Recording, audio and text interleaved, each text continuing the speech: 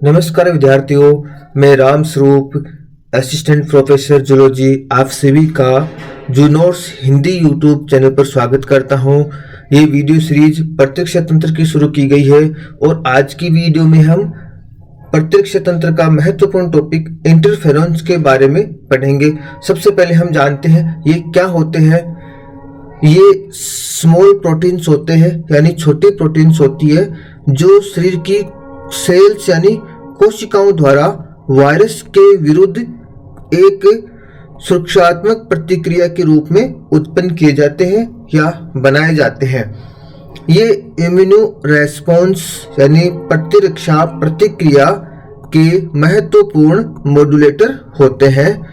ये वायरस के DNA replication यानी डीएनए प्रतिकृतिकरण को बाधित या इंटरफियर करते हैं, इसलिए इनका नाम इंटरफेरॉन रखा गया है। इसके अलावा ये और कौन से कार्य करते हैं? ये बैक्टीरियल व पैरासिटिक संक्रमण से बचाते हैं।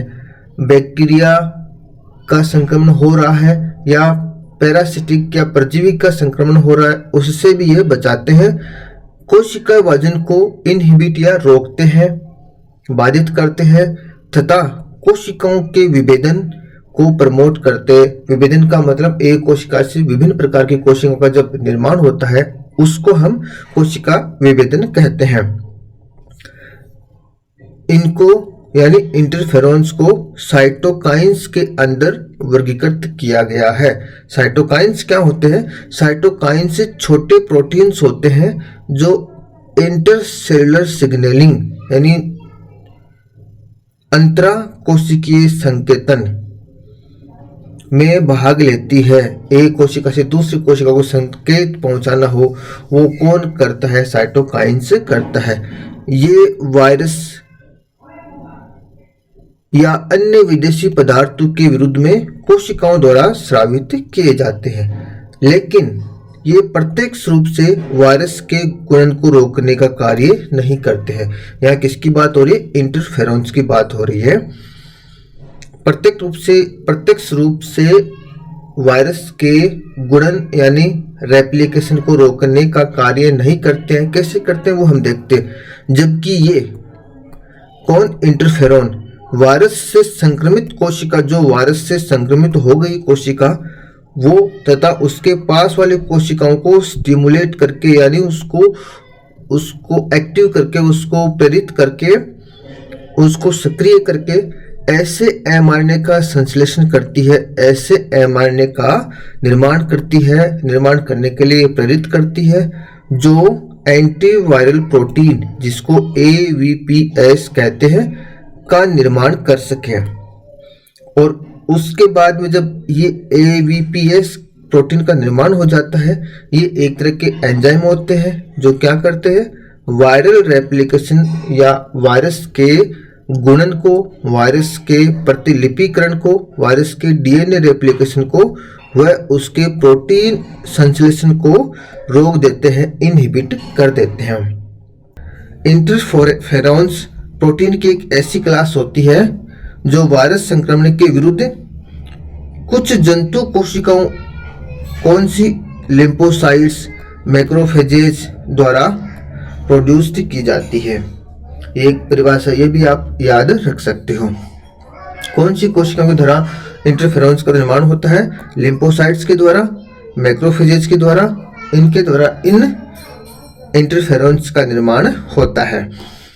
मानव इंटरफेरेंस की बात करें, हमारे अंदर पाए जाने वाले इंटरफेरेंस की बात करें, वो कितने प्रकार के होते हैं? 3 प्रकार के होते हैं। अल्फा इंटरफेरेंस, बीटा इंटरफेरेंस और गामा इंटरफेरेंस। इसके अलावा इनके और सब टाइप्स पाए जाते हैं। जैसे अल्फा इंटरफेरेंस भी आगे चलकर कई प्रकार का होता है, बीटा इंटरफेरेंस भी आगे चलकर कई प्रकार का हो सकता है, ऐसे ही गामा इंटरफेरेंस आगे चलकर कई प्रकार का हो सकता है। इंटरफेरेंस अल्फा और इंटरफेरेंस बीटा, जिसको हम किस में वर्गीकृत करते हैं? टाइप फर्स्ट इंटरफेरेंस में। टाइप फर्स्ट इंटरफेरेंस में हम किसको वर्गीकृत करते हैं? इंटरफेरॉन अल्फा और इंटरफेरॉन बीटा। ये इनका क्या कार्य है और किसके द्वारा स्रावित किए जाते हैं उसकी हम बात करते हैं। इंटरफेरोन्स अल्फा और इंटरफेरोन्स बीटा वायरस से संक्रमित होस्ट कोशिकाओं द्वारा, होस्ट कोशिकाओं मतलब मेजबान कोशिका जो वायरस से संक्रमित हो गई है, वायरस से संक्रमित होस्ट कोशिकाओं द्वारा स्मॉल क्वांटिटी में, बहुत कम मात्रा में स्रावित किए जाते हैं, जो क्या करते हैं, पास वाली असंक्रमित कोशिकाओं में, पास वाली उन कोशिकाओं में जो वायरस से अभी तक संक्रमित नहीं होती है उसमें चले जाते हैं। वहां जाकर फिर उस कोशिका को इस प्रकार के एमआरएनए का निर्माण बनाने के लिए इंड्यूस्ड करती है, उसको प्रेरित करती है ताकि वो एमआरएनए आगे चलकर प्रोटीन्स का निर्माण करे, और जिस प्रोटीन्स की हम ऊपर बात करके आए एबीपीएस प्रोटीन, वो फिर आगे चल के वायरस के एमआरएनए से जुड़कर वायरस के प्रतिलिपिकरण को बाधित करती है, उसको वायरस को नष्ट कर देती है। डेंड्रिटिक कोशिकाओं द्वारा सबसे अधिक मात्रा में टाइप 1 इंटरफेरोन का निर्माण किया जाता है। डेंड्रिटिक कोशिकाएं होती है, बहुत विशालकाय कोशिकाएं होती है। ये कोशिकाएं सबसे ज्यादा किसका निर्माण करती है, इंटरफेरोन अल्फा और इंटरफेरोन बीटा। इंटरफेरोन अल्फा और बीटा का एक अन्य कार्य है कौन सा, ये दोनों प्राकृतिक मारक कोशिकाओं जिसको हम कहते हैं एनके सेल्स, इनको स्टिमुलेट करती है, इनको प्रेरित करती है। किसके लिए, गामा इंटरफेरोन का निर्माण करने के लिए इनको ये प्रेरित करती है कि आप जाओ और गामा इंटरफेरोन्स का निर्माण करो।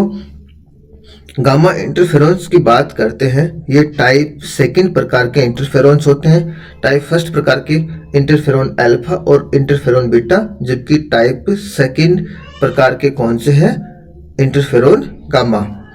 ये प्रभावी टी कोशिकाओं द्वारा भी स्रावित किए जाते हैं, प्रभावी टी लिम्फोसाइट्स के द्वारा भी इनका निर्माण किया जाता है। ये क्या करते हैं, टाइप 2 इंटरफेरोन क्या करते हैं, न्यूट्रोफिल्स और मैक्रोफेजेज को सक्रिय कर देते हैं, जो जीवाणु को मारती है, जीवाणु को नष्ट कर देती है।